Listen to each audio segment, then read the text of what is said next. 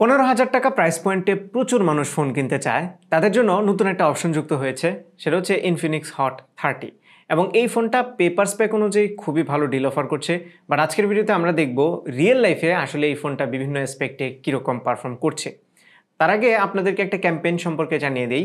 Infinix এবং এমএলবিবি মিলে একটি ক্যাম্পেইন রান করছে, যেটার নাম হচ্ছে ইয়োর পোজ ইয়োর স্মাইল। এই ক্যাম্পেইনে অংশগ্রহণ করতে আপনাদেরকে ইনফিনিক্সের যে কোনো অফলাইন স্টোরে যেতে হবে, গিয়ে সেখানে একটা ব্যাকড্রপ দেখতে পারবেন, সেটার মধ্যে একটা সেলফি তুলতে হবে, তুলে আপনি যে কোনো সোশ্যাল মিডিয়াতে পোস্ট করবেন এবং হ্যাশট্যাগ হিসেবে দিবেন hashtag your pose your smile. এবং র্যান্ডমলি একজনকে চুজ করা হবে, যেখান থেকে একজনকে ইনফিনিক্সের ব্র্যান্ড নিউ হট 30 ফোনটি গিফট করা হবে। ওকে, এবার আমরা চলে আসি রিভিউতে। সো এই ফোনটার বিল্ড এবং ডিজাইন আমার কাছে খুবই ভালো লেগেছে। অলদো এই বক্সিয়ার শেপটা আমি খুব একটা এনজয় করি না, বাট অনেকেই পছন্দ করতে পারে। বাট এটার পেছনের ডিজাইনটা গর্জিয়াস। এখানে 3D টাইপের একটা ফিল দেওয়া হয়েছে, অলদো হাতে টাচ করা যায় না, বাট দেখে খুব ভালো লাগে। 3টা কালারে পাওয়া যাবে এটা, হোয়াইট, গ্রিন এবং ব্ল্যাক। আমার হাতে এটার হোয়াইট কালারটা আছে and it looks absolutely stunning. সেই সাথে এই ফোনটার উপরে যে ক্যামেরার ডিজাইনটা আছে সেটাও ভালো লেগেছে। সাইড মাউন্টেড ফিঙ্গারপ্রিন্ট স্ক্যানার আছে এখানে, যেটা বেশ ফাস্ট অ্যান্ড অ্যাকুরেটলি কাজ করে। ডান পাশে ভলিউম বাটনগুলোও আছে। উপরের দিকে কোনো কিছুই নেই, মানে সেকেন্ডারি নয়েজ ক্যান্সেলেশন মাইক্রোফোনটা মিস করছি। বাম পাশে ট্রিপল স্লট আছে, তার মানে আপনারা ডেডিকেটেড মেমোরি কার্ডের স্লট পেয়ে যাবেন। নিচের দিকে 3.5mm audio jack, primary microphone, একটা ইউএসবি টাইপ সি পোর্ট এবং বটম ফেসিং স্পিকার আছে, যেটা একটা stereo speaker by the way. নিচের দিকে স্পিকার আছে এবং উপরে ইয়ারপিসের মাধ্যমে আরেকটা স্পিকার আছে। স্পিকারের সাউন্ড কোয়ালিটি খুবই ভালো লেগেছে। এই প্রাইসে স্টেরিও স্পিকার মানে অনেক ভালো জিনিস। অলদো একটু ইমব্যালেন্স আছে সাউন্ডে, ফর এক্সাম্পল ইয়ারপিসের সাউন্ডটা একটু কম, বাট দেন এগেন এই প্রাইসে আসলে এইরকম বেটার স্টেরিও এক্সপিরিয়েন্স পাওয়াটা খুবই রেয়ার। সো এই জন্য একটা অ্যাপ্রিসিয়েশন ডিজার্ভ করে ইনফিনিক্স। ফোনটা প্লাস্টিকের তৈরি হলেও হাতে খুব একটা চিপ ফিল দেয় না। সেই সাথে ওয়েট ডিস্ট্রিবিউশন খুব ভালো রাখা হয়েছে, যার ফলে খুব কমফোর্টেবল লাগে ইউজ করতে গিয়ে।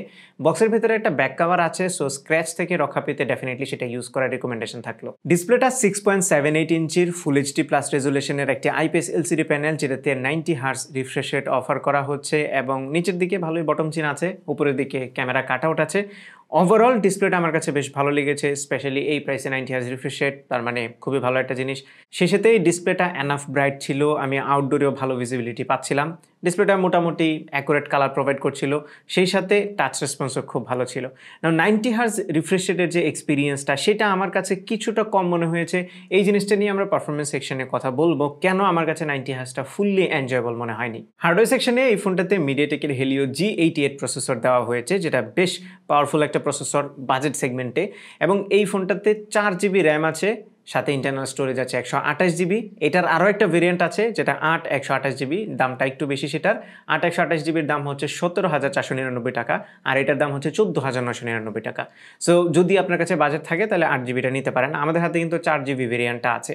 এবং হার্ডওয়্যারের কথা যদি বলি, তাহলে কিন্তু এই ফোনটা খুব ভালো পারফর্ম করার কথা এবং ক্ষেত্র বিশেষে করে। তবে আমার মনে হয় শুধুমাত্র ইউআইটার কারণে আমি মাঝে মধ্যেই একটু ল্যাগ ফিল করছিলাম। মানে যতটা স্পন্টেনিয়াস হওয়ার কথা G88 যতটা পাওয়ারফুল, ততটা পাওয়ারফুল এক্সপিরিয়েন্স আমি এটা থেকে পাচ্ছিলাম না, স্পেশালি ডেইলি ইউজে।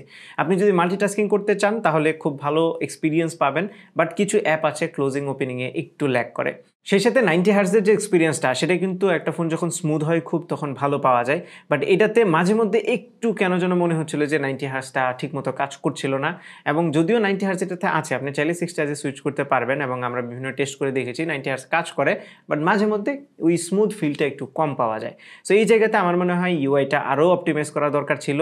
অ্যান্ড্রয়েড 13-এর উপরে যে XOS ইউআইটা আছে, এটাতে প্রচুর পরিমাণে ব্লোটওয়্যার আছে, সেই সাথে কিছু ফিচার আছে যেগুলো খুব একটা ইউজফুল না। সো আমার মনে হয় এগুলোকে কাট ডাউন করে আর একটু ক্লিনার ভার্সন যদি দেওয়া হতো, স্পেশালি এই টাইপের বাজেট ফোনে, তাহলে কিন্তু পারফরমেন্সটা আরও বেটার পাওয়া যেত, যেখানে আমি কিছুটা ল্যাকিং এখন ফিল করছি। তবে গেমিং পারফরমেন্স নিয়ে কোনো কমপ্লেন নেই। আমি এটাতে কল অফ ডিউটি মোবাইল এবং পাবজি দুটো গেমই রান করেছি এবং দুইটা গেমই মিডিয়াম সেটিংয়ে খুব ভালো পারফর্ম করছিল। খুব একটা ল্যাগ দেখিনি আমি, মাঝে মধ্যে একটু ফ্রেম ড্রপ দেখেছিলাম, এটা একদমই ইউজুয়াল এই টাইপের ফোনগুলোতে। এবং বেশ লম্বা সময় গেম খেলার পরে আমরা দেখছিলাম যে ফোনটা বেশ ভালোই হিট হচ্ছিল এবং তখন কিছুটা থ্রটল আমরা খেয়াল করছিলাম। তবে এই ফোনগুলো আসলে খুব লম্বা সময় গেম খেলার জন্য না। হ্যাঁ, আপনি ঘন্টাখানিক গেম খেলার পরে হয়তো বা কিছুটা থ্রটল দেখবেন, এর আগ পর্যন্ত ভালোই পারফর্ম করে। ক্যামেরা সেকশনে ফোনটাতে পেছনে 50 মেগাপিক্সেলের একটি প্রাইমারি ক্যামেরা দেওয়া হয়েছে, আর একটা QVGA ক্যামেরা, যেটা খুব একটা ইউজফুল না, এবং একটা LED ফ্ল্যাশ লাইট আছে। নাও এই ক্যামেরার প্রাইমারি যে ছবিগুলো ডে লাইটে স্পেশালি সেগুলো বেশ ভালো লেগেছে, খুব কালারফুল ডিটেইলড এবং শার্প ছবি পাওয়া যায়।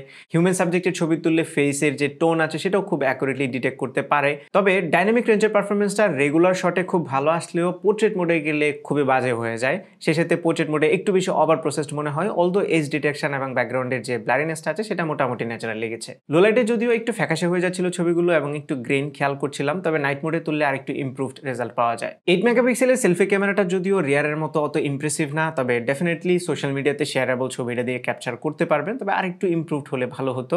ডেলেটে স্পেশালি ভালো ছবি আসে, সে সাথে পোর্ট্রেট মোডে আগের মতোই কিছুটা ওভার প্রসেসড মনে হয় এবং লো লাইটে গেলে খুব একটা ভালো সেলফি এটা দিয়ে ক্যাপচার করতে পারবেন না। ভিডিওতে এটা সামনে এবং পেছনে দুই জায়গাতেই 2K 30 fps এর অপশন আছে, যদিও ভিডিওতে কোনো ধরনের স্টেবিলাইজেশন নেই, মোটামুটি অ্যাভারেজ কোয়ালিটির ভিডিও এই ফোনটা দিয়ে রেকর্ড করতে পারবেন। ওভারঅল ক্যামেরা নিয়ে কনক্লুড করলে আমি বলবো প্রাইমারি ক্যামেরার ডেলেটের ছবিগুলো কিন্তু খুবই ভালো, লো লাইটে আরেকটু ইমপ্রুভমেন্টের দরকার ছিল, আর সেলফি ক্যামেরাটা যদি আরেকটু বেটার হতো তাহলে আরেকটু জমতো। ব্যাটারি সেকশনে এই ফোনটাতে 5000 mAh সেল দেওয়া হয়েছে, তার চাইতেও ইন্টারেস্টিং ব্যাপার হচ্ছে এটাতে 33 ওয়াটের ফাস্ট চার্জিং আছে এবং বাজেট ফোনে 33 ওয়াটের ফাস্ট চার্জিং থাকা মানে বেশ ভালো একটা ব্যাপার।